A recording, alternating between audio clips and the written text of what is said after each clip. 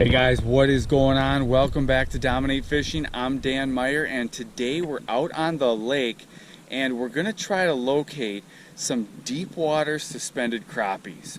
You know, when I was younger, I used to think that, you know, after the spring, once summer hit, the crappies, they all went out deep and suspended and you couldn't catch them.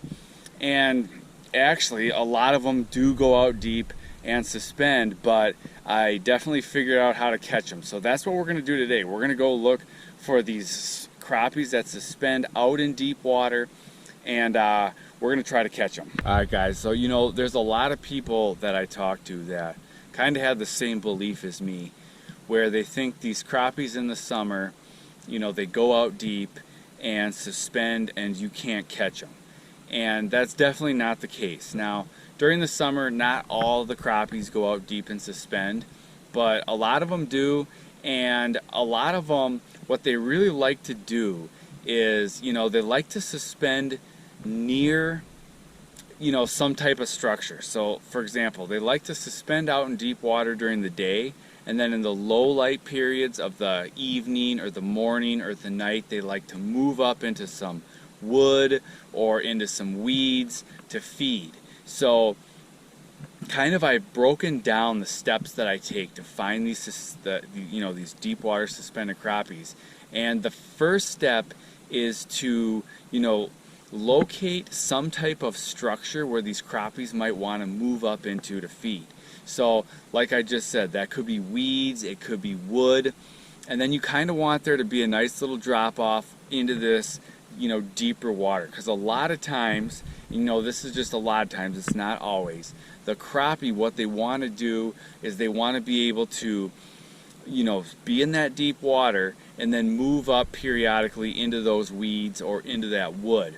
And you know, sometimes those crappies, they'll stay out in the, you know, they'll stay up in the weeds for long periods of time, and then sometimes they'll be up in those weeds and they'll slide back. What we're going to look for is we're going to look for areas that have some weeds, have some wood, have some crappie, you know, feeding structure, and then we're going to check those out. Alright guys, so the first thing we're going to do to try to find these deep water suspended crappies is we're going to kind of look at our lake map.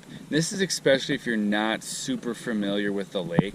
Like if you know exactly where the crappies, you know, like to feed up in the weeds, well, a good move then is to just slide out into the deeper water nearby and look there.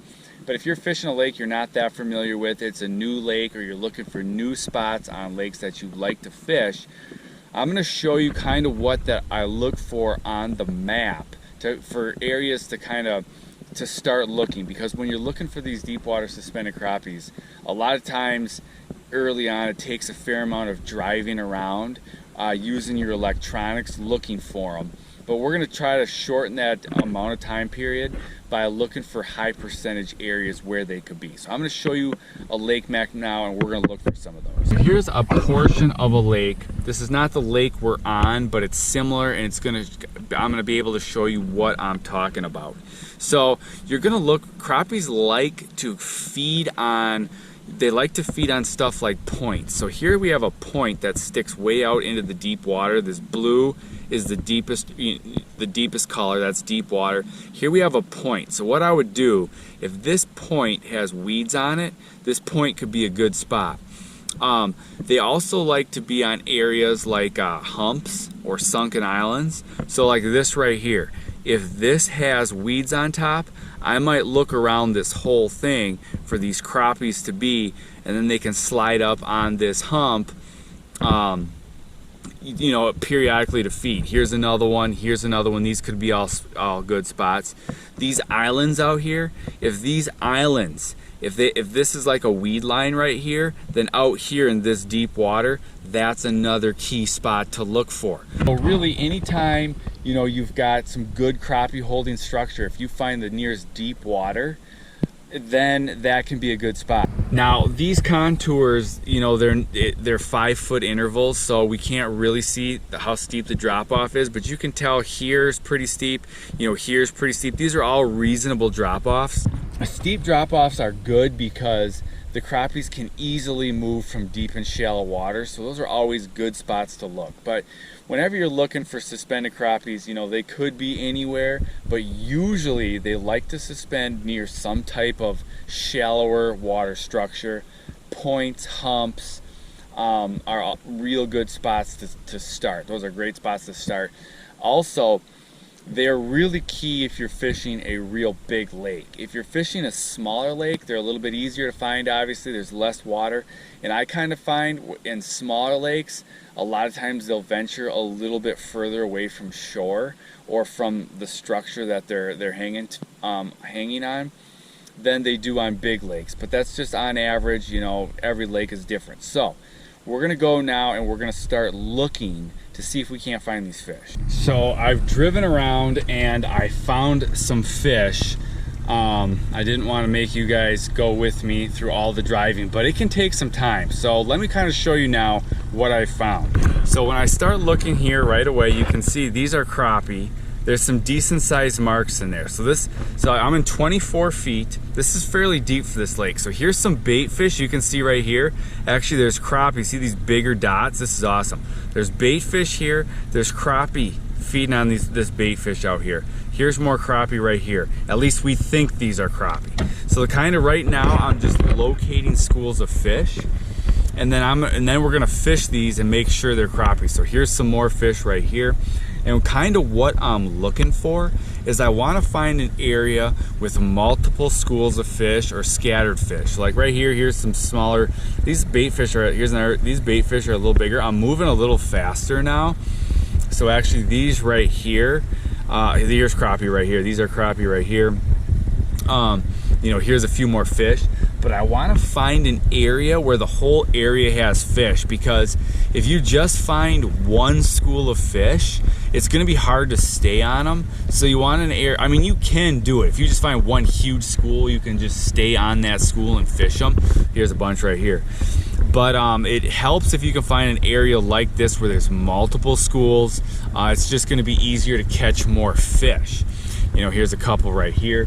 So this is kind of what it's looking like on my side imaging. Oh, here's a bunch right here. And here you can see, oh, here's some more. Here you can see all the shadows out here. So I like to use my side imaging. Obviously, I'm looking 70 feet to each side. Here's more fish. It just makes the finding these fish, the process. Oh, there's a bunch right here. Look at this fish here, fish there. There's fish out here. So this is probably where I'm going to start fishing. There's some nice fish out there. Using side imaging makes the process a lot easier. However, you don't need side imaging. So here's that school of fish. Here's a single fish. I'm turning right now, so I'm not getting a great mark. But I'm just going to show you kind of what it looks like on 2D right now. The 2D in the front of the boat is going to even show up better than this one. But if you don't have side imaging, you can do it with 2D. It just takes a little longer. And basically what I'm doing is I'm just gridding out an area that I think is a high probability area. And I'll show you in a second why. There's a lot of fish out here. So actually a lot of these fish, they're hanging pretty tight to shore. Let me turn in and go towards shore, just so you can see, because there's a fairly steep drop off here. Oh, this sun is just not going to be our friend. You can see there's some scattered fish here, but if I get over one of those big schools, you're going to see a ton of marks. But like I said, I'm fishing pretty close to shore. I'm making a run right towards shore right now so you can see how close I am. Because, you know, it's still 21 feet and I'm this close to shore. There's shore, still 20 feet. And that's really why. And here, like I said, look for points, look for humps. There's some underwater points over here, but this is just a shoreline that has a lot of weeds. Oh, see, look, 20 feet and there's fish. I'm not getting great marks. Let me see down here, right up there, there's weeds. So this is kind of a perfect scenario because we've got these weeds close to shore. So these fish, they can come up in these weeds, feed on minnows. They can go out there. And as we saw, there's suspended minnows out in that deep water. It's just a perfect scenario for finding these deep water suspended crappies. So now what we got to do is we got to go out there and we got to make sure they're actually crappies and they're not, you know, bluegills or something else. So now we're gonna go out and we're gonna see if we can get them to bite. So I'm gonna show you the type of rigs that I'm gonna use to catch these fish. All right guys, so here's what it looks like when we go over a school. You can see all those fish right there. I went straight over the top of them. And that's what it looks like when you got a school of crappies. Now we just gotta get some of these things to bite. The first rig that I really like to use for catching these deep water suspended crappies is a hair jig. And what I'm gonna do, so I got a 16th ounce jig on there. I wanna be able to get this jig down to this deeper water. I mean, we're fishing 20 to 25 feet. I wanna be able to get it down to where these fish are fairly quick. So what I'm gonna do is I'm gonna look on my electronics and I'm gonna see exactly what depth or depths these fish are hanging. Then I'm gonna cast my hair jig into these schools and I'm gonna count it down. And my hair jig's gonna fall probably about a foot per second. That's kind of the rule of thumb I'm gonna use. So if we're in 20 feet and if the fish are, you know, say they're 5 feet down, so they're 15 feet off the bottom, what I'm gonna do is I'm gonna cast. When my bait hits the bottom, I'm gonna start counting. When I count to 5, I'm gonna start reeling. If I don't get a bite, I'm gonna make the same cast as long as I know I'm casting into the school.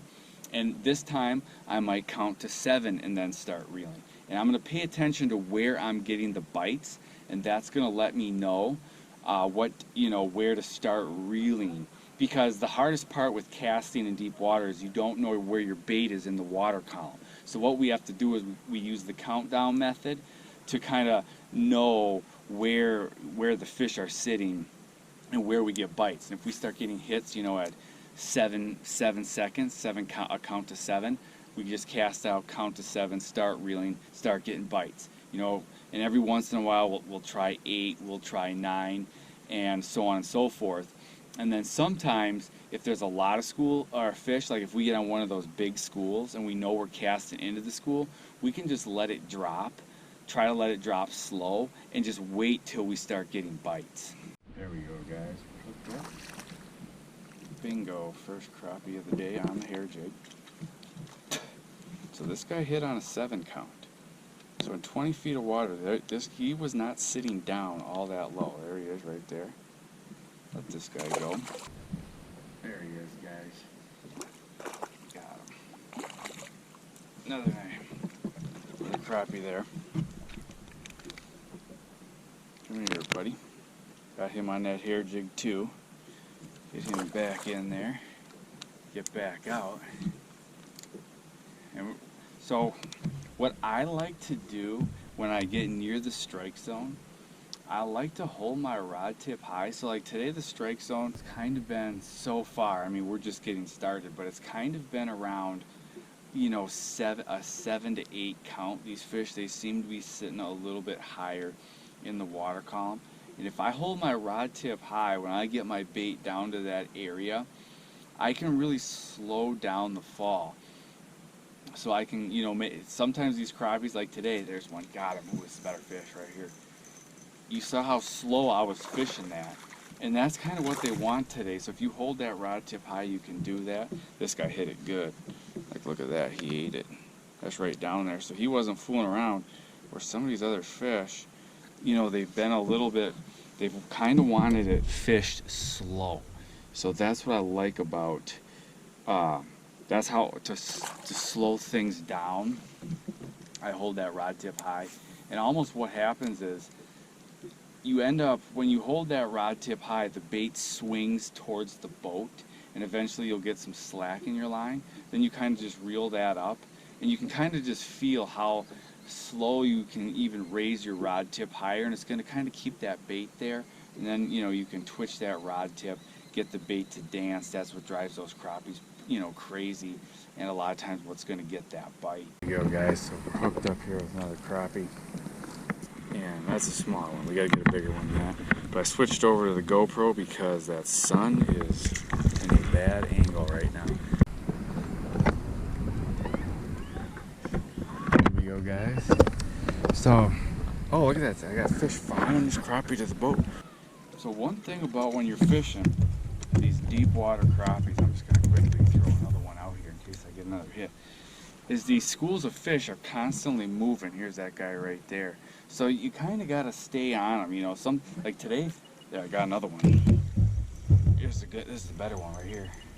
Oh yeah, nice crappie here, guys. Nice crappie. Oh yeah, look at this one, guys. It's a good one right here.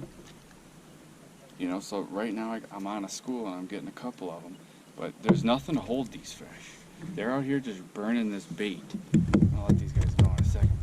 But so what I have to do is constantly just kind of move around to stay on these fish, because you know I'm catching them here, but in a few minutes these fish will have moved on, and it seems like they're kind of just chasing these minnows. So there, I had a hit. Might have been a bluegill. So that's another thing to keep in mind. You're going to have to be a little bit active most of the time, just because these fish are moving. Alright guys, that's it for today. That is how I come out and I find and catch those deep water suspended crappies. This way works awesome. Takes a little bit of work, but to find those deep suspended crappies, you just got to put in a little time driving around finding them. So I'll get out and try it, and I'll see you guys in the next video.